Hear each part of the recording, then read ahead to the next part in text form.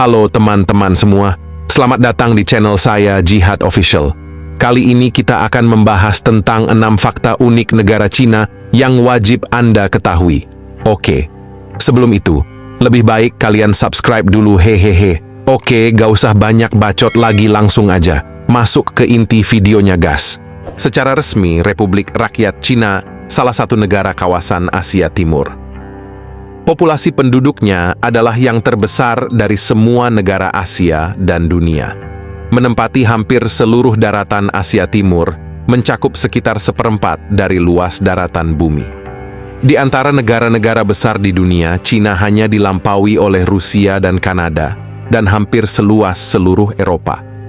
Negara ini dibatasi oleh Mongolia di utara, Rusia dan Korea Utara di timur laut, Laut Kuning dan Laut Cina Timur di sebelah timur, Laut Cina Selatan di tenggara, Vietnam, Laos, Myanmar, Burma, India, Bhutan, dan Nepal di selatan, Pakistan di barat daya, dan Afghanistan, Tajikistan, Kirgistan, dan Kazakhstan di barat. Selain 14 negara yang berbatasan langsung dengannya, Cina juga berhadapan dengan Korea Selatan dan Jepang di seberang Laut Kuning dan Filipina yang terletak di luar Laut Cina Selatan. Beijing merupakan ibu kotanya, juga merupakan pusat budaya, ekonomi, dan komunikasi negara tersebut. Sementara Shanghai adalah kota industri utama, Hong Kong adalah pusat komersial dan pelabuhan terkemuka. Keragaman relief Tiongkok dan iklimnya telah menghasilkan salah satu rangkaian relung ekologi terluas di dunia, dan relung ini telah diisi oleh sejumlah besar spesies tumbuhan dan hewan. Hampir semua jenis tanaman belahan bumi utara, kecuali tundra kutub, ditemukan di Cina. Meskipun manusia terus-menerus masuk selama ribuan tahun, Cina masih merupakan rumah bagi beberapa hewan paling eksotis di dunia. Masih banyak hal lainnya tentang Cina. Berikut 6 fakta menarik Cina yang dirangkum dari berbagai sumber. 1. Sistem pemerintahan. Cina telah menjadi negara sosialis sejak tahun 1949 dan hampir sepanjang waktu itu, pemerintah telah memainkan peran utama dalam ekonomi. Di sektor industri misalnya, negara sudah lama memiliki hampir semua perusahaan yang memproduksi hasil manufaktur Cina. Dalam menjalankan pemerintahannya, Cina memiliki 3 pilar utama yang berfungsi mengendalikan dan menjalankan pemerintahan Cina. Ketiga pilar tersebut adalah Partai Komunis Cina, PKC, militer, dan pemerintah lembaga eksekutif dalam pemerintahan Cina, terdiri dari presiden, wakil presiden, dan dewan negara. Presiden bertugas mengurus hubungan negara dan menerima representasi diplomatik dari negara lain. 2. Etnis. Cina adalah negara multinasional dengan populasi yang terdiri dari sejumlah besar kelompok etnis dan bahasa. Han, kelompok terbesar melebihi jumlah kelompok minoritas atau kebangsaan minoritas di setiap provinsi atau daerah otonom kecuali Tibet dan Xinjiang. Han membentuk massa homogen besar orang-orang Cina, berbagi budaya yang sama, tradisi yang sama, dan bahasa tertulis yang sama. Untuk alasan ini, dasar umum untuk mengklasifikasikan populasi negara sebagian besar adalah linguistik daripada etnis. Sekitar 55 kelompok minoritas tersebar di sekitar 3/5 dari total wilayah negara itu. Kelompok minoritas ini ditemukan dalam jumlah besar. Mereka telah diberi semacam otonomi dan pemerintahan sendiri. Daerah otonom dari beberapa jenis telah didirikan atas dasar distribusi geografis kebangsaan. Pemerintah sangat menghargai perlakuannya terhadap minoritas.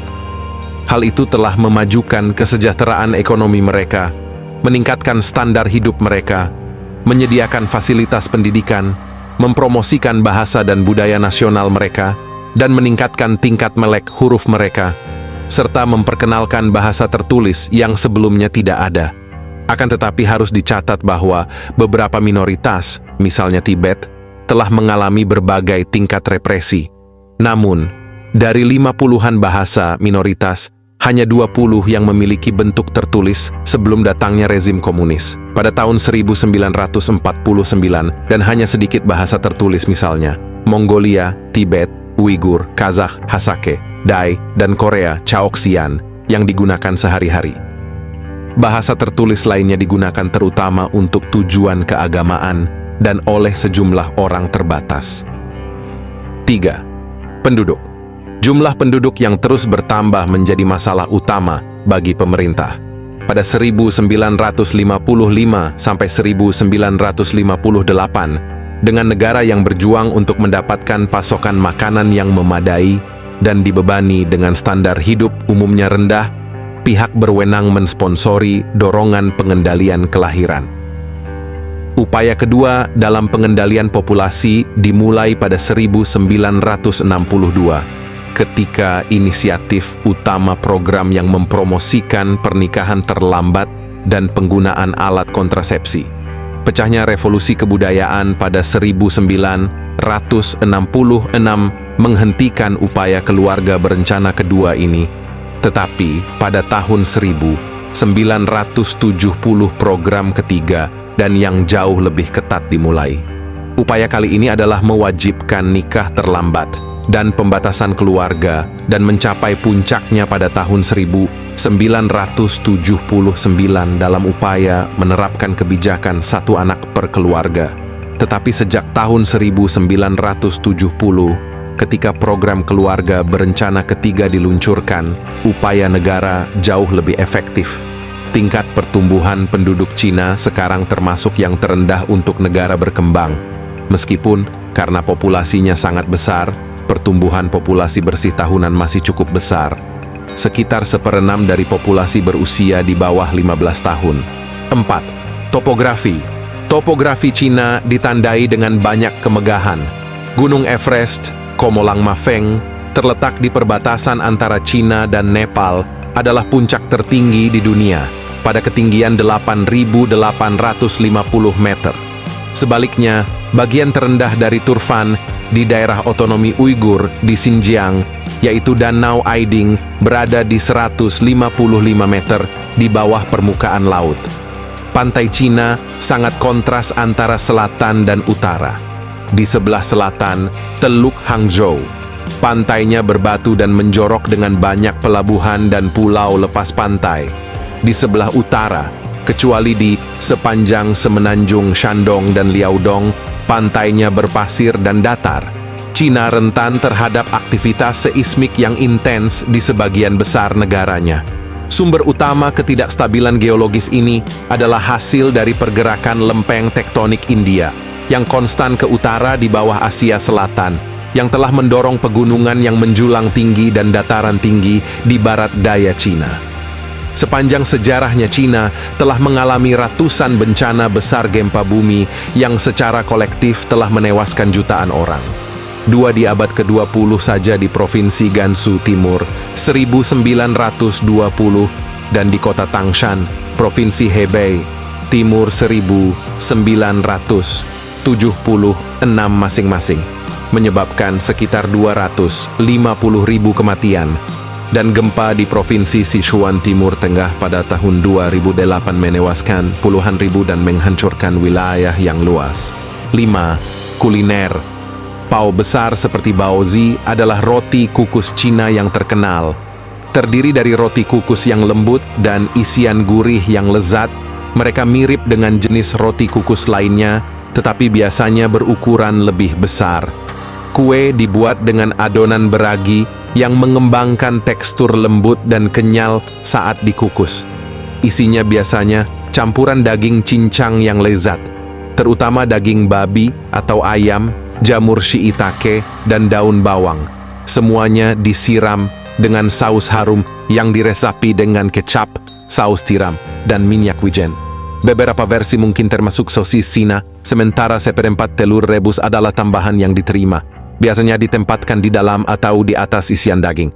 Egg foo salah satu makanan rumahan yang terinspirasi dari irisan telur fuyung, resep rumit yang ditemukan dalam masakan tradisional Shanghai.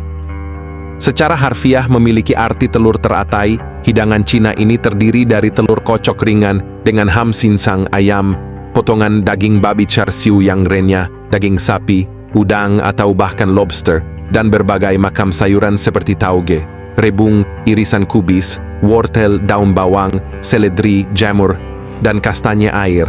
Pada 1950-an, egg fuyang menjadi makanan standar Cina untuk dibawa pulang dan disiapkan sebagai panekuk goreng. Saat ini, telur fuyang biasanya digoreng dan disajikan dalam banyak cara. Yang paling khas adalah dengan menumis telur dadar beraroma ini dalam saus coklat kental. 6. Pariwisata. Tentunya ketika bicara pariwisata Cina, maka tak terlepas dari objek wisata terkenalnya Tembok Besar Cina yang memiliki sejarah lebih dari 2000 tahun. Ukuran tempat wisata di Cina ini sekitar 8.800 km panjangnya. Kemudian wisata alamnya ada Lembah Jiuzhaigou yang digambarkan sebagai negeri dongeng karena memiliki banyak air terjun, pegunungan karst yang tertutup salju, Pirus dan danau berwarna hijau yang begitu jernih jika mengunjungi ibu kotanya. Di Beijing, pelancong harus mendatangi Tiananmen Square, Museum Nasional Cina, dan kota terlarang. Sementara Kunming merupakan pusat transportasi, industri, dan budaya dari barat daya Cina. Dengan iklim ringan, Kunming menjadi tempat wisata di Cina yang baik untuk dikunjungi setiap saat sepanjang tahun. Dengan wilayah yang begitu luas, Cina memiliki lanskap yang menarik dengan pegunungan di dataran tinggi Tibet hingga perbatasan dengan Nepal dan India yang memiliki Everest sebagai gunung tertinggi di dunia. Terima kasih teman-teman telah menemani kita dalam petualangan yang luar biasa hari ini di channel Jihad Official. Jangan lupa untuk like, komen, dan tentu saja subscribe agar tetap terhubung dengan konten-konten seru berikutnya. Jika kalian menikmati video ini, berikan ide atau topik yang ingin kalian lihat di masa mendatang. Komunitas kita di sini terus berkembang, dan saya sangat senang bisa berbagi momen ini bersama kalian.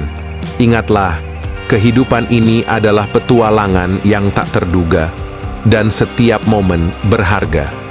Sampai jumpa di video berikutnya. Tetaplah eksplorasi, tetaplah belajar, dan yang terpenting tetaplah menjadi versi terbaik dari diri kalian. Saya Jihad Official, signing off. Sampai ketemu lagi teman-teman. Bye-bye.